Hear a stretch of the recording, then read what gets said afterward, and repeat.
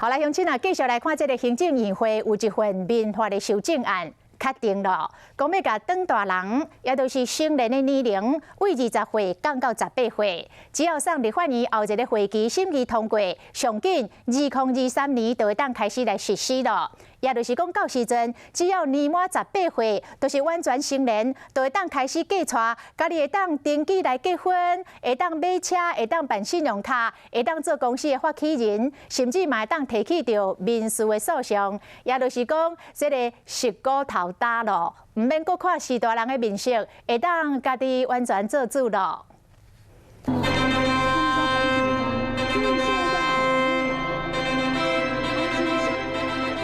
新郎抱新娘看起来真幸福，即马成年的年岁可能要为20岁降到18岁，3年后婚礼主角敢会变成因？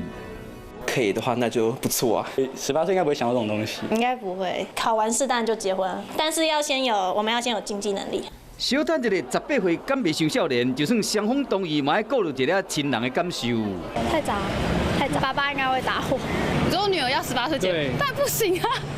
怎么可以？太早了啦！20岁以上比较好一点。你妈妈会追你结婚吗？若讲唔听老人言，食亏在眼前，要不犹原有大人真支持。要看那个个别心智成不成熟吧。只要他能够确定他能够承担起那样的责任就好了。